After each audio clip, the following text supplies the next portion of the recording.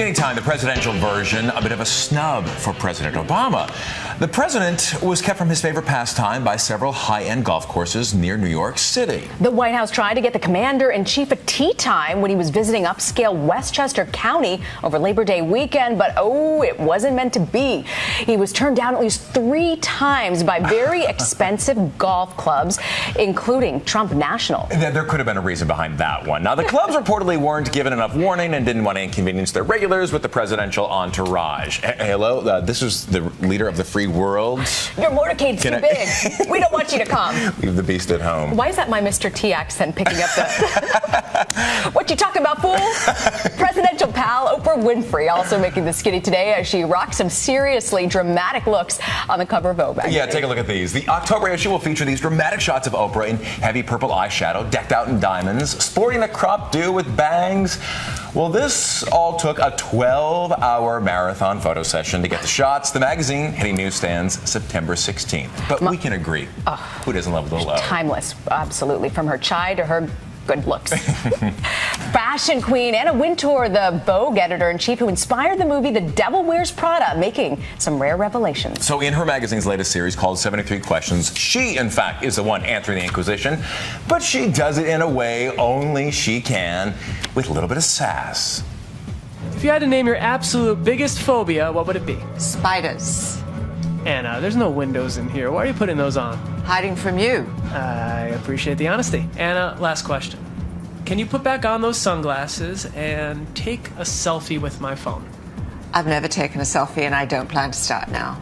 Good for you, Anna. We also learned the one thing she would never wear, head-to-toe black. Wow, this is why we love Anna Wintour. Oh, she's so delicious. So in case you missed this, there's a dark Hollywood story this week. Speaking of sunglasses, a feud between 2 of our most beloved pop stars. We are, of course, talking about Katy Perry and Taylor Swift. Taylor told Rolling Stone magazine that the two are now, quote, straight-up enemies. Oh, and here's how it started. 3 of Taylor's dancers quit and joined Katy's tour.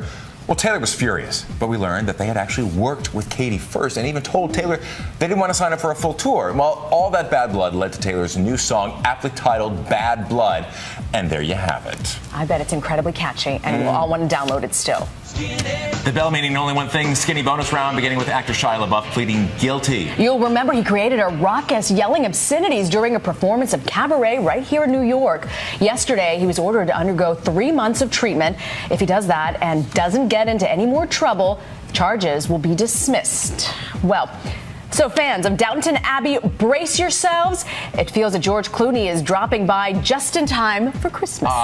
There's a catch, though. Don't get too excited, because the A-lister is not guest starring in an episode of Downton. Instead, he'll appear in a Downton Abbey sketch. It'll air during a Christmas charity broadcast in the UK. He already shot the short film at Highclere Castle, the setting for the hit show, of course. Season 5 of Downton begins in the US in January. Plus, he's getting married, you know. He needs to spend time with his wife. Sure. Right? We probably want to redecorate the home in Italy and get some ideas. Well, speaking of redecorating and superstars in Europe, David Beckham now revealing that his midlife crisis must have come early. The 39-year-old former soccer player told a British newspaper he's actually excited about turning 40 next year. I just want to know, does David Beckham actually get a midlife crisis? Does someone of the stature have this? Regardless, he's explaining that it must have hit him when he started riding motorcycles in his 30s, but the father of 4 now apparently has a new passion: flowers. Flowers. Apparently, they're one of the things his wife Victoria allows him to have creative control over. Just tell him what you want, what you really, really want. Tell me what you want, what you really, really want. A gardenia. Tattoos. I want tattoos. I want a soccer ball. Finally, in the double dose of the skinny, a story that involves a pair of big earners and some tipping. NFL star LaShawn McCoy of the Philadelphia Eagles was dining at a Philly burger joint. Apparently not a fan of the service, though.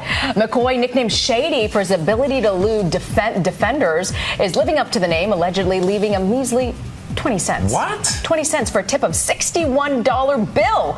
The server claims that McCoy and his party were being very rude, but admits to forgetting an appetizer. Oh, okay. Oh, listen, so you hold on to the mozzarella sticks because the plot thickens on this one. Pledging to make up for it, none other than the warlock himself, Charlie Sheen, stepping in, offering $1,000 to that stiff server, offering it in a tweet. Sheen said he just wants to help, no judgment. McCoy, he's got a 5-year, $45 million contract with the Eagles, is not commenting on the incident. You can't do that. We are. Well, you can't stiff your waiter. Come on. 21 cents because you don't get your buffalo wings. Why even bother with the 21 cents at that point? I don't know, but you made it in the skinny and you're publicly shamed now, so stay with us.